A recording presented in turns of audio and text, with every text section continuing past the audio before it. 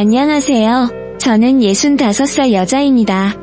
현재는 옷가게를 하며 제 사업을 하고 있고 2여 년 전 오랫동안 별거한 남편을 뜻밖의 사고로 하늘나라에 보낸 후 1년에 한두 번 정도 자식들 보고 살아가고 있네요.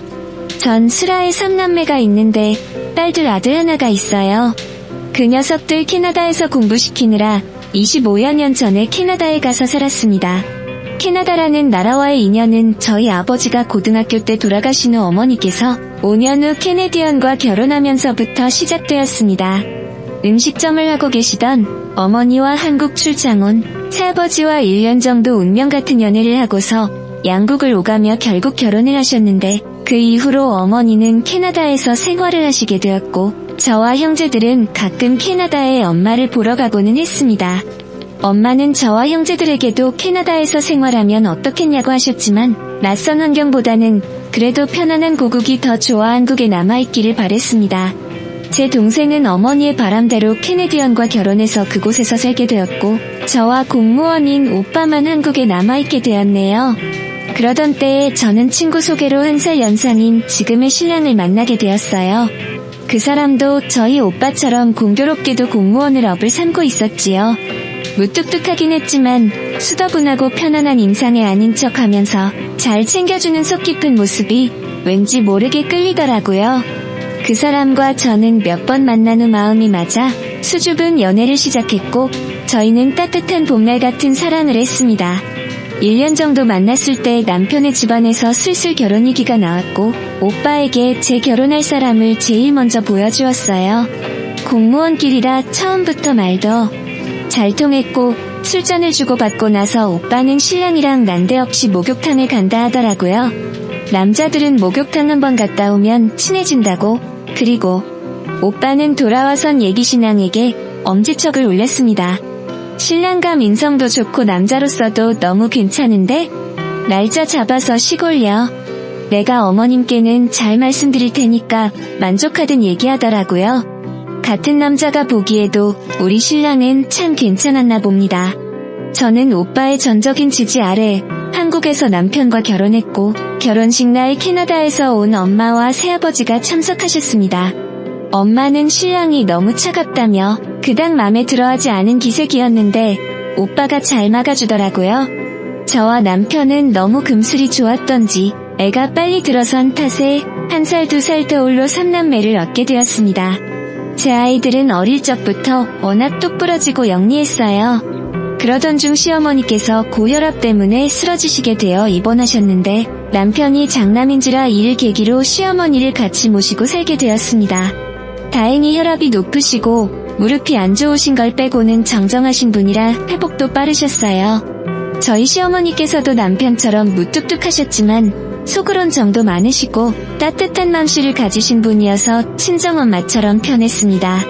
손맛은 또 어찌나 좋았던지 늘 멸치나 새우 등을 갈아서 천연조미료를 만들어 손수 밑반찬에 넣어 만들어주시곤 했습니다. 그래서 저희 집 식구들은 어디 나가서 바깥 음식을 먹으면 인공조미료 맛을 기막히게 알아서 외식은 잘하질 않았어요. 그렇게 행복한 날들을 보내던 찰나 어느 날 캐나다에 계신 저희 어머니가 호출을 하시더라고요. 우리 손주들 방학 때 됐으니 한번 놀러오지 않겠니? 네, 아버지가 가족들 비행기표랑 다 보내준다고 하니까 시간만 내서 오거라라며 손수 저희 식구들 비행기표까지 예약해주시며 보내주셨습니다. 결혼한 후 온 가족끼리는 처음 캐나다 여행을 가게 되었는데 그곳에서 그리운 엄마와 동생의 가족들까지 재회를 하게 되니 얼마나 반갑던지요. 아이들은 혼혈인 또래 사촌들이 낯설었는지 어정쩡하게 서 있을 뿐이었습니다. 조카들은 사교성 있게 저희 아이들에게 먼저 다가오더라고요. 한국어와 영어를 섞어 쓰면서 재밌게 놀자고 자기 장난감들을 내어주는데 그러자 제 아이들은 경계를 풀고 친척들이랑 즐거운 시간을 보냈습니다. 이를 보고 동생이 저희 부부에게 얘기를 하더라고요. 조카들도 캐나다에서 교육시키는 건 어때? 영어 교육 문제도 있고 이곳은 입시 교육 위주가 아니라서 애들의 꿈을 위해 공부시키기에 참 좋은 것 같더라고. 저 역시 학부모였던지라 자식들 교육에 관심이 많아 동생의 얘기를 가만히 듣고 있었어요. 캐나다의 교육 방법은 어떻게 대학을 들어가느냐가 아니라 어떻게 졸업하느냐가 그 사람의 실력을 나타내주곤 한다는데 서열을 배제시키고 그 사람 능력만을 본다는 점이 크게 다가왔어요. 뭐에 홀린 듯 동생에게 설득당한 저는 우리 아이들을 조카들과 함께 캐나다에서 꼭 공부시키고 싶었습니다. 한국에 돌아와 남편에게 의논을 했는데 남편은 아무래도 직업이 공무원인지라 부담스러워했어요. 거기다 홀시어머니까지 두고 당연히 쉽지 않았겠지요. 저는 그럼 저와 아이들만 다녀오겠다고 했지만 떨어져 지내는 게 무슨 가족이냐며 그것도 쉽게 허락치 않았습니다. 허나 저의 진득한 설득에 남편은 결국 두 손 두 발 다 들었고 저는 아이들을 데리고 캐나다에 가게 되었습니다. 저희 아이들은 처음엔 영어 때문에 힘들어했지만 그래도 머리가 말랑말랑한 때가서 제법 빠르게 적응한 편이었어요. 제 아빠 보러 방학 때마다 저와 함께 한국에 들어와 계약쯤 다가와서 캐나다에 돌아갔고 남편은 그때마다 공항에서 눈물의 상봉과 이별을 반복하곤 했지요. 그렇게 시간이 흐르던 날 저희 시어머니께서 안타깝게도 고혈압과 당뇨로 인한 합병증으로 생을 마감하게 되셨다는 소식이 전해져 왔습니다. 저는 막 시작한 새학기에 적응하는 아이들의 컨디션을 망치고 싶지 않아 저만 서둘러 한국으로 장례식에 참석하게 되었습니다. 남편은 어머니의 잃은 슬픔과 더불어 어머니께서 그리도 금쪽같이 여겼던 손자들이 못 왔다는 소식에 분노하며 제게 소리쳤습니다. 우리 어머니께서 아이들을 얼마나 예뻐하시고 끔찍하게 여겼는데 뭐 학교 때문에 장례식을 못 와. 지금이라도 비행기표 끊어서 어머님 뵈러 오라고 해. 라고 바닥을 치며 통곡하고 얘기를 하더라고요. 저도 아이들이랑 함께 장례식에 참석 못한 게 안타깝고 서글펐지만 어쩔 수가 없는 상황이었잖아요. 비극적이게 만약 입장 바꿔 제 친정엄마라고 할지라도 전 똑같은 선택을 할 수밖에 없었을 거예요. 하지만 남편은 이해할 수가 없었나 봅니다. 이후로 전 남편과 깊은 갈등을 빚게 되었고 세월이 흐르면서 점차 골이 깊어가고 말았답니다. 하루는 한국에 있는 오빠가 보다 못해 연락을 했더라고요. 아무리 애들 교육도 중요하지만 결국 너한테 제일 중요한 건 내 남편이야. 애들도 좀 고등학생 됐으면 저들끼리 잘할 수 있어. 내 남편 사실 얼마 전 신장수술 받았다. 그래도 너한테는 맘 쓰이게 하기 싫다며 말하지 말라고 하는데 내가 참 맘이 안 좋더라. 혈압도 높고 몸도 안 좋은데 곁에서 부인이라도 챙겨줘야지. 아니면 차라리 이혼하고 놓아주던지. 불쌍하지도 않아. 저희 오빠가 곁에서 보다 못해 아이들 놓고 저라도 들어오라고 했지만 저는 그래도 남편보다는 자식이었습니다. 아이들을 졸업 후 다들 명문대에 진학했었지만 아이들만 두고 참아갈 길이 떨어지질 않더라고요. 게다가 저 역시도 이미 캐나다에 오래 살았기도 했고요. 사람의 오래 산 적응 기간은 결코 무시 못하는 것이더라고요. 그렇다고 남편이랑 이혼을 하자니 아이들에게 흠잡힐 것 같아 그것도 쉽게 결정할 수가 없었습니다. 차라리 남편이 딴 불순한 남자들처럼 알아서 바람을 피거나 살림을 차리길 내심바라기도 했었어요.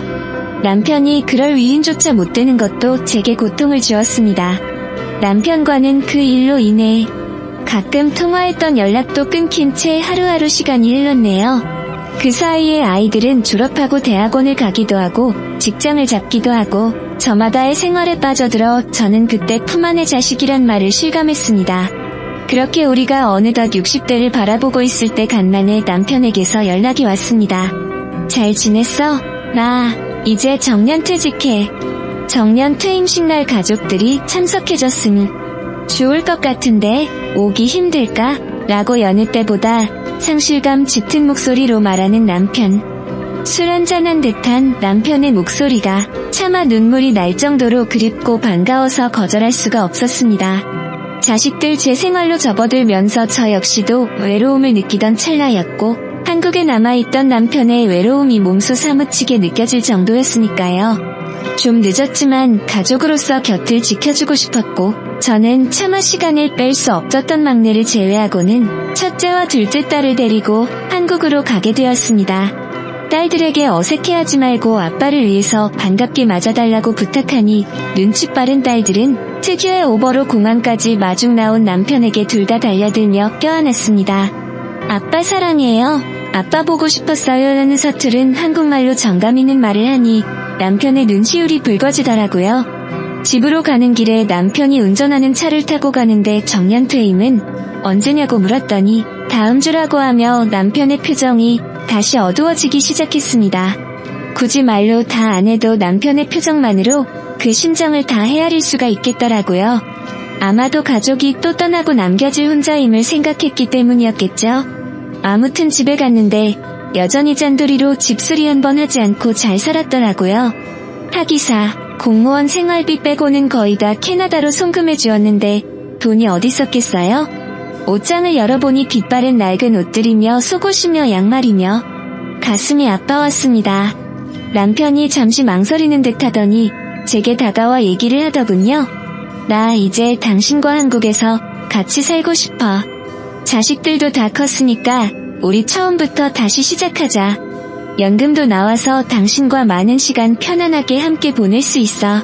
그동안 당신과 떨어져 살면서 하늘에 맹세코나 허튼 짓 한 번 해본 적 없어서 그런 내 정을 봐서라도 남은 여생은 이제 애들 말고 나를 위해서 좀 살아주면 안 돼? 그 말이 어찌나 쓸쓸하고 서글프게 들렸던지 남편에게 미안하기만 했습니다. 하지만 남편에게 한국이 소중한 만큼 저에게도 제2의 고국인 캐나다가 소중했기에 남편에게 정년퇴임한 김에 아이들과 제가 있는 캐나다에 오는 건 어떻겠냐고 했어요. 저 역시 남편이 곁에 없었어도 외간 남자랑 딴짓 한 번 해본 적이 없다고 하늘에 맹세코 얘기를 하면서 말이죠. 우리 부부는 진심을 통하며 서로 부둥켜 안고 그간 삶의 얘기를 나누고 눈물을 쏟았습니다. 남편은 그날 밤 저를 가만히 안아주어 그 젊은 날 다정한 연인처럼 사랑을 속삭여 주었습니다. 이팔 청춘도 아닌데 주름지고 희끗희끗한 머리를 가진 내 남자에게 어찌나 가슴이 설레던지요. 어차피 셋을 낳았으니 뭐 그런 것도 없었는데 왜 그렇게 기분이 그랬는지 저조차도 이유를 알지 못했습니다. 그렇게 저희는 실로 10몇 년 만에 역사를 이루고 있었습니다. 근데 그러던 중 갑자기 여보 왜 그래요? 정신 좀 차려봐요. 여보, 헉소리 날 만큼 놀랄만한 일이 발생하고 말았습니다. 갑자기 남편이 제 앞에 쓰러지는 게 아니겠어요? 순간 저는 남편이 장난하나 했어요. 움직이질 않았던 남편의 상태가 본능적으로 위험하다는 걸 깨닫고 저는 서둘러 옷을 챙겨 입고 불을 켜놓은 남편의 상태를 보았습니다. 그런데 남편이 거품을 물고 쓰러지더니 숨을 쉬질 않는 게 아니겠어요? 아직 몸의 체온에 따뜻함이 남아있었는데 남편의 몸이 축 늘어져 움직이질 않았습니다. 저는 남편의 몸을 이불로 덮어준 다음 덜덜 떨면서 119에 신고를 했습니다. 사이에 남편을 꼭 안아주고는 어디선가 봤던 인공호흡을 하며 하염없이 눈물을 흘렸어요. 밖이 소란해지면서 곧 사람들이 들이닥쳤고 급하게 남편의 심폐소생술을 진행했지만 남편은 제 간절한 소망에도 돌아오질 않았습니다. 남편은 그렇게 어이없게 숨을 거두었고 그 앞에서 저는 통곡을 서슴지 않았어요. 도저히 이 사실이 믿을 수가 없었습니다. 뒤늦게 알게 된 딸들은 들것에 실려나가는 아버지를 보며 경악을 금치 못했습니다. 딸들에게 이 상황이 전혀 부끄럽거나 허탈하게 보는 것에 대해 죄책감이 들어 절망감에 가슴이 무너져 내리더라고요. 이 소식을 들은 남편과 저의 친인척들이 한달음에 달려왔고 남편이 저 세상 간 이유를 알고선 다들 벙진 표정으로 무슨 말을 해야 할지 모르는 것 같더라고요. 부인이 남편 잡았다는 소리가 삽시간에 퍼지고 남편의 직장 동료들 앞에서 시동생과 시누이 아주버님은 저더러 자기 형제 잡아먹었다며 난리를 치고는 차마 남편 일은 저에게 입에 담지도 못할 상스러운 얘기를 해대었습니다. 그로 인해 저는 자식들 간의 사이도 묘해지게 되었어요. 직접적으로 제게 뭘 언급하진 않았으나 저들끼리 뭘 속닥속닥한 말들이 있었는지 자식들을 저와 점차 거리를 두기 시작했습니다. 저는 남편이 원하는 대로 캐나다의 생활을 접고 한국으로 귀국하게 되었습니다. 남편이 제게 남겨준 집에서 저는 한국에서의 삶을 시작했고 캐나다에서의 재산을 정리한 돈으로 한국에서 옷가게를 차려 생계를 유지하고 있습니다. 저와 아이들만 바라보았던 남편을 한평생 기억하면서 가슴에 묻고 살겠지만 살면서 남편을 평생을 외롭게 한 대가를, 속된 사람들의 못난 말을 들으며 대가를 치러야 한다는 것이 참 마음이 아프네요. 저와 남편은 떳떳한 부부로서 서로를 너무 사랑한 죄밖에 없는데 말이죠. 부디 하늘에서는 남편이 외롭지 않기를 바라며 그곳에서는 행복하길 바랍니다. 제 사연을 들어주셔서 감사드리고 여러분들은 곁에 있는 배우자에게 외롭지 않게 항상 최선을 다하며 살아갔으면 좋겠습니다.